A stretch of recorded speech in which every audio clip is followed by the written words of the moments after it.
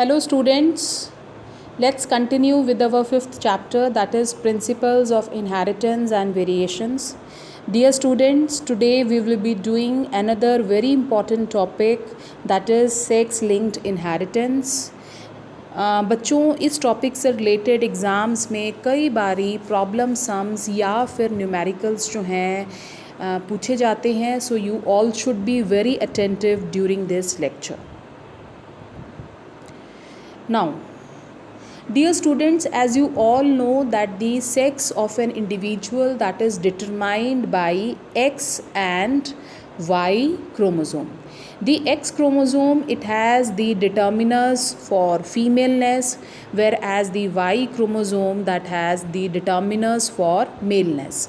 And this type of sex determination, which is XX and XY type, this is present in case of man and also in one more organism which we have studied, that is fruit fly or Drosophila melanogaster.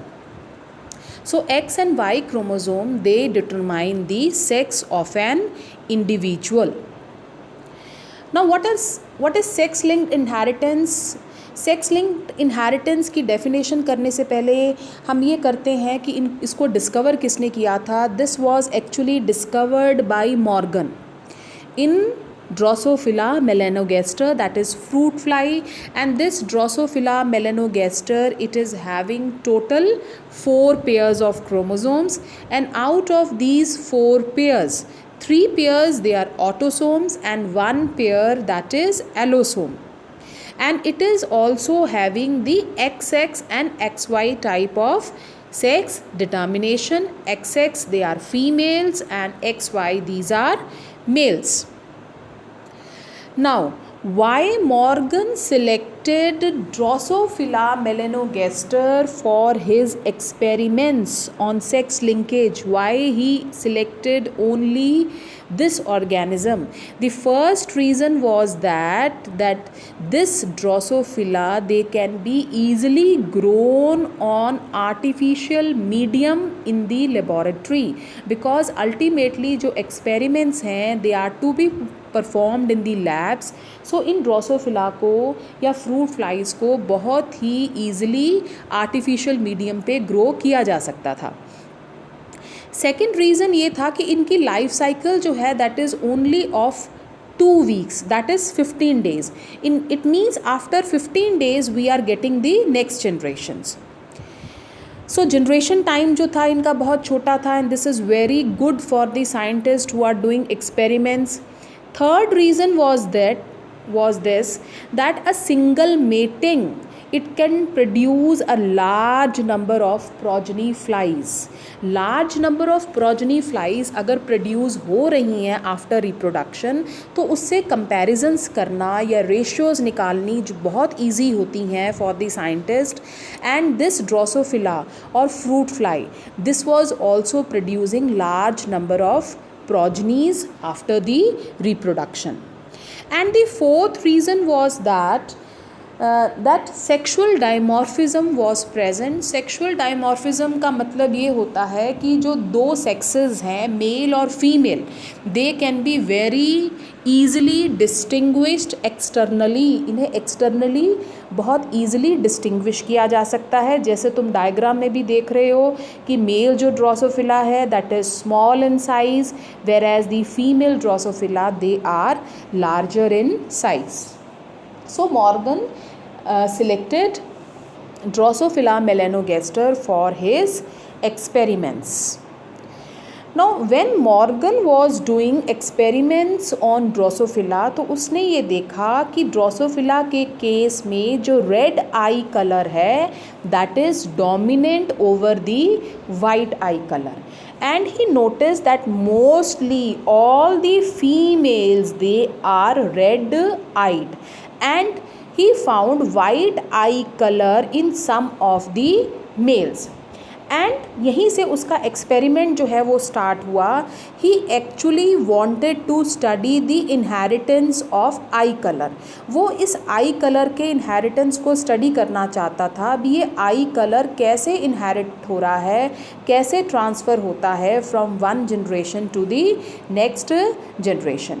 And for this he started making crosses. तो उसने क्या cross किए? He performed many crosses, but यहाँ पे 2 cross जो हैं वो mention किए गए हैं, और ये दोनों क्रॉसेस जो हैं ये रेसिप्रोकल क्रॉस हैं. रेसिप्रोकल क्रॉस का मतलब बच्चों मैंने तुम्हें पहले भी बताया है कि जब character to be studied that is kept same but the sexes they are reversed, then that is known as what? That is known as the reciprocal cross. तो पहले क्रॉस में उसने क्या किया? पहले क्रॉस में उसने रेड फीमेल को क्रॉस कराया with the white male, and in the second cross उसने वाइट फीमेल को क्रॉस कराया with the red male. And उसने देखा कि रिज़ल्ट दोनों में तो सेम आना चाहता था. अकॉर्डिंग टू मेंडलिज्म जो रेड और वाइट की रेशियो थी दैट शुड कम 3:1. बट उसने देखा कि जब उसने रेसिप्रोकल क्रॉस कराया तो रिज़ल्ट जो है वो डिफरेंट आया. It was not 3:1, it was 1:1. और यहाँ पे उसने एक चीज़ ऑब्ज़र्व की कि ये जो आई कलर के इनहेरिटेंस है इसकी इनहेरिटेंस जो है that is same as that of X chromosome. मतलब जैसे जैसे एक्स क्रोमोसोम इनहेरिट हो रहा है from one parent to the next generation, the same is the inheritance of the eye colour. So what is sex linked inheritance? बच्चों हमने देखा कि एक्स वाई क्रोमोसोम्स जो हैं इनके ऊपर सेक्स डिटरमाइनिंग जीन्स प्रेजेंट होती हैं because they determine the sex of the individual. Now in दोनों क्रोमोसोम्स पे सेक्स डिटरमाइनिंग जीन्स के अलावा कुछ एडिशनल जीन्स भी प्रेजेंट होती हैं, and these additional genes they are known as sex linked genes, और उनके इनहेरिटेंस को हम क्या कहते हैं? Sex linked inheritance. So sex linked genes क्या हैं? एडिशनल जीन्स हैं जो कि एक्स या वाई क्रोमोसोम के ऊपर लोकेटेड हैं besides the sex determining genes. Now those genes which are located on X chromosome they are known as X-linked genes, and the one which are present on Y chromosome they are known as Y-linked genes. Now next, what are the characteristics of sex linked inheritance? ये जो sex linked inheritance है या sex linked jeans का जो pattern है inheritance का वो कैसा है? पहला point very important, it is criss cross inheritance. Criss cross inheritance का मतलब होता है कि ये जो कैरेक्टर है sex linked characters they are transferred from father to grandsons through daughters and from mother to granddaughters through son. This is known as criss cross inheritance. भी ये कैरेक्टर्स जो हैं वो डायरेक्ट फादर से सन्स में transfer नहीं हुए. Father से गए through to daughters and then they move to the grandsons. इसी तरीके से मदर से गए to son and then to the granddaughters. So this is known as crisscross, means from one sex of one generation to another sex of second generation, then to the another sex of the third generation. So this is known as crisscross inheritance. Second point, mostly जो sex linked traits हैं they are due to the recessive genes, not due to the dominant genes. ये dominant genes के कारण नहीं है, they are mostly due to the recessive genes. और हमने 2 sex linked recessive traits करने हैं या डिसऑर्डर्स करने हैं जो कि तुम्हारे सिलेबस में भी मैंशनड हैं। The one is haemophilia and the other is colour blindness. तो बच्चों ये दोनों जो डिजीज़ हैं, जेनेटिक डिसऑर्डर्स हैं, ये रेसेसिव जीन्स के कारण हैं और इनकी जीन्स किस क्रोमोसोम के ऊपर लोकेटेड है? They are located on X chromosome. Now third point which is also very important कि जो फ्रिक्वेंसी है सेक्स लिंक्ड ट्रेड्स की which are due to recessive genes, they are more in males than females. अब ऐसा क्यों है कि जो सेक्स लिंक्ड रेसेसिव ट्रेड्स हैं वो ज़्यादा मेल्स में देखे गए हैं देन इन दी फीमेल्स। अब फीमेल्स में बच्चों 2 एक्स क्रोमोसोम हैं और अगर किसी रेसेसिव ट्रेट को एक्सप्रेस होना है, जैसे हमने मेंडल के केस में किया था, भी प्लांट को अगर ड्वार्फ होना है तो उसके अंदर 2 रेसेसिव अलील्स का होना ज़रूरी है। अगर उसके अंदर एक रेसेसिव अलील है तो वो प्लांट जो है वो डोमिनेंट है, वो टॉल है, ना कि वो ड्वार्फ है। इट मीन्स अगर किसी रेसेसिव ट्रेट को एक्सप्रेस होना है, जैसे कि अगर हीमोफीलिया की बात कर रहे हैं तो 2 रेसेसिव अलील्स होंगी तो वो ट्रेट क्या करेगा? एक्सप्रेस करेगा। जबकि मेल्स के केस में देखा जाए तो मेल्स के केस में तो एक ही एक्स क्रोमोसोम है, तो अगर उसमें एक अलील है तो वो ट्रेट क्या कर जाएगा? एक्सप्रेस कर जाएगा, बिकॉज इस हीमोफीलिया की करस्पॉन्डिंग अलील वाई क्रोमोसोम पे एब्सेंट है। तो इसीलिए ये जो सेक्स लिंक्ड रेसेसिव डिसऑर्डर्स होते हैं ये ज़्यादा किस में देखे गए हैं? They are seen more in males, because in males 1 allele is enough to express the trait, जबकि फीमेल्स में 2 alleles they are required for the expression of the traits. Clear? And the fourth point is this that the heterozygous females जो हैं they are carriers. इसको हम again बहुत clearly जो है वो एक्सप्लेन करते हैं अपने नेक्स्ट क्लिप में। देखो बच्चों, अब हीमोफीलिया जो है ये एक सेक्स लिंक्ड, याद रखना, this is a sex linked recessive disorder. इसकी ये रेसेसिव जीन्स के कारण है और इनकी जीन्स किसके ऊपर लोकेटेड हैं? एक्स क्रोमोसोम के ऊपर लोकेटेड हैं। तो अगर एक female if she is haemophilic तो उसके अंदर 2 अलील्स होनी चाहिए to express itself. Means X, ये याद रखना, X small H, this is haemophilic female. अगर उसके अंदर एक अलील प्रेजेंट है then that is normal, but it is called carrier. Carrier इसलिए बिकॉज ये अपनी इस अलील को अगली जनरेशन में ट्रांसफ़र कर सकती है। Otherwise they are normal, but they can transfer their allele to the next generation. Therefore they are known as carrier. और जो normal हैं they don't have any allele. So ये तुमने याद रखने हैं ये तीनों combinations. This is for hemophilic female, this is for carrier female and this is for normal female. और अगर हम मेल्स की बात करते हैं तो अगर एक अलील है एक्स क्रोमोसोम के ऊपर तो वो हीमोफिलिक मेल है, और अगर कोई भी अलील नहीं है then that is normal male. Similarly haemophilia के साथ साथ there is one more disorder which is known as colour blindness. इसे रेड ग्रीन कलर ब्लाइंडनेस भी कहते हैं। इस डिज़ीज़ में ये भी एक जेनेटिक डिसऑर्डर है। This is also a sex linked recessive disorder जिसमें इंडिविजुअल जो है वो कलर्स को डिस्टिंग्विश नहीं कर पाता। Red, green and blue, these are 3 primary colours, और इन प्राइमरी कलर्स को डिस्टिंग्विश करना जो है वो बहुत डिफ़िकल्ट होता है। और ये तीनों कलर्स जो हैं वो कलर ब्लाइंड को ग्रे कलर के नज़र आते हैं, so they can't see the colours. and this is also due to the recessive gene which is located on X chromosome। तो यहाँ पे भी बच्चों यही कॉम्बिनेशंस हैं सेम। जब न्यूमेरिकल्स आएंगे तो तुमने इस कॉम्बिनेशंस को लिख के न्यूमेरिकल्स को सॉल्व करना है। Now next, haemophilia disease. बच्चों हीमोफीलिया एक ऐसा डिसऑर्डर है, जेनेटिक डिसऑर्डर है, जिसमें अगर कोई माइल्ड इंजरी हो जाए then the person bleeds to death. उसकी ब्लीडिंग जो है वो रुकती नहीं है। जैसे बच्चों हमें अगर कभी छोटी सी चोट लग जाए या हाथ कट जाए तो 1 या 2 मिनट के लिए ब्लीडिंग होती है और उसके बाद ब्लीडिंग अपने आप रुक जाती है। क्यों? क्योंकि हमारे जो नॉर्मल पर्सन्स हैं उनके ब्लड में क्लॉटिंग फैक्टर्स होते हैं।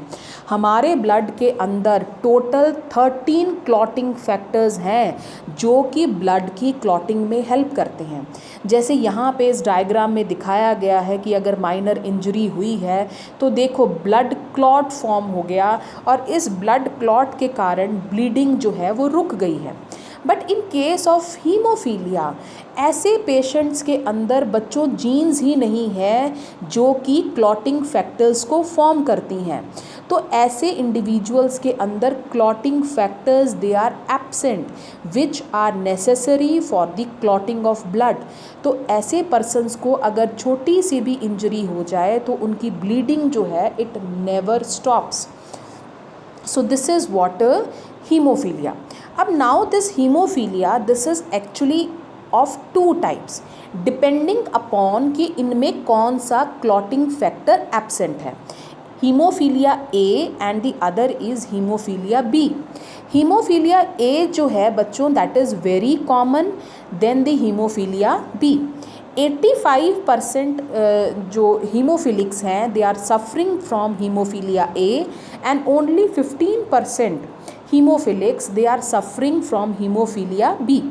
अब हीमोफीलिया ए में जो 8th क्लॉटिंग फैक्टर है 8th clotting factor that is absent. इस 8th क्लॉटिंग फैक्टर को हम एंटी हीमोफिलिक फैक्टर भी कहते हैं। जबकि हीमोफीलिया बी में जो 9th फैक्टर है जिसको हम क्रिसमस फैक्टर कहते हैं दिस फैक्टर इज़ एब्सेंट, इसलिए हीमोफीलिया बी को हम क्रिसमस डिजीज़ भी कहते हैं। दोनों डिजीज़ के बच्चों सिम्टम सेम ही हैं, पैटर्न इसका सेम है, सिर्फ दोनों डिजीज़ की जो डिफरेंसेस हैं that is because of the lack of specific clotting factor. Haemophilia A में 8th क्लॉटिंग फैक्टर एब्सेंट है जबकि हीमोफीलिया बी में 9th clotting factor that is absent. So 1 in 10,000 of the population it has the condition which is known as hemophilia A. Here the clotting factor 8th is absent and the other disease is known as hemophilia B which is also known as Christmas disease because इसे पहली बारी Stephen Christmas नाम के individual के अंदर detect किया गया था, इसलिए इसको क्रिसमस डिजीज़ भी कहा जाता है। और इसी के ऊपर जो ब्लड क्लॉटिंग फैक्टर 9th है उसका नाम रखा गया that is the Christmas factor. And haemophilia A is more common than the haemophilia B. Now next बच्चे हम कर रहे थे कलर ब्लाइंडनेस। कलर ब्लाइंडनेस में मैंने तुम्हें बताया था कि इंडिविजुअल्स जो हैं वो 3 जो प्राइमरी कलर्स हैं उनको डिस्टिंग्विश नहीं कर पाते। अब इन कलर्स को देखने में हमारी आइज़ में सेल्स होती हैं जिनको हम कहते हैं कोन सेल्स। 2 टाइप्स की सेल्स होती हैं बच्चों, एक होती हैं रॉड सेल्स और एक होती है कोन सेल्स। रॉड सेल्स जो हैं वो नाइट विजन में हेल्प करती हैं, कोन सेल्स जो हैं वो डे विज़न में हेल्प करती हैं और ये कोन सेल्स जो हैं ये कलर विज़न में भी हेल्प करती हैं।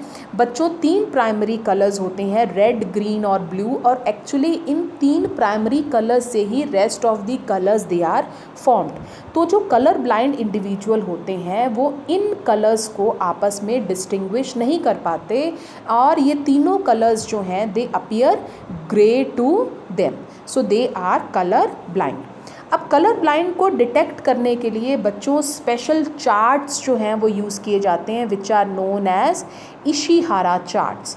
जैसे इस चार्ट में तुम्हें कोई नंबर लिखा हुआ नज़र आ रहा है then you are not colour blind. इसमें कौन सा नंबर लिखा हुआ है बच्चों इसको देखने की कोशिश करो, द नंबर इज़ 74। तो ये इशिहारा चार्ट्स जो हैं वो कलर ब्लाइंड को डायग्नोज करने के लिए यूज़ किए जाते हैं। Another chart is this one. तो यहाँ पे कौन सा नंबर लिखा है वो देखो, पहचानने की कोशिश करो। सो this is all about the today's topic. Next बच्चों हमने एक न्यूमेरिकल है, ये क्वेश्चन है, इस टाइप के क्वेश्चन आते हैं। मैं एक न्यूमेरिकल तुम्हारे साथ डिस्कस करूँगी। सपोज क्वेश्चन आता है, a carrier female for haemophilia, she marries a normal male और a normal man, then what will be their progeny. अब देखो बच्चों, कैरियर फीमेल हमें पता है उसके अंदर एक अलील है। अब ये देखना है बच्चों, जो इसकी अलील है वो तुमने रेसेसिव शो करनी है, कैपिटल एच नहीं शो करना, स्मॉल एच शो करना है। कैरियर है तो एक one of the X chromosome that is having the allele, and the male is normal तो वो है XY। अब इसमें बच्चों तुम गैमीट्स फॉर्मेशन शो करो और गैमीट्स के बाद अगली जनरेशन बनाओ। तो जब ये जनरेशन बनी है तो हम देखो, ये this one is daughter and this is having one allele, so this is the carrier daughter. यहाँ पे एक अलील है but this is son, and sons में मेल्स के केस में अगर एक अलील है तो ट्रेट एक्सप्रेस कर जाएगा, so this is haemophilic son, this one is the normal daughter and this one is the normal son. तो अगर इसमें प्रोजेनी तो हमने डिटेक्ट कर लिया। अगर सपोज ये क्वेश्चन पूछा जाता है that what is the probability of having haemophilic child, अगर हीमोफिलिक चाइल्ड की प्रोबेबिलिटी पूछी है तो प्रोबेबिलिटी कितनी है, टोटल चाइल्ड्स कितने हैं 4, हीमोफिलिक कितना है 1, तो प्रोबेबिलिटी क्या हो गई 1/4। 1/4 प्रोबेबिलिटी है of having a haemophilic child. But अगर यहाँ पे पूछा जाए that what is the probability of having a haemophilic son, तो देखो टोटल सन्स जो हैं दे आर 2, तो 2 में से one of the son that is having haemophilia, तो यहाँ पे प्रोबेबिलिटी क्या हो गई 1/2। अगर सन्स की बात की जा रही है तो 50% of the sons will have the probability of having the haemophilia, और अगर टोटल चिल्ड्रेन की बात की गई है तो यहाँ पे हो गई 1/4, दैट इज़ 25% प्रोबेबिलिटी है that the children they may have the haemophilia. ठीक है स्टूडेंट्स।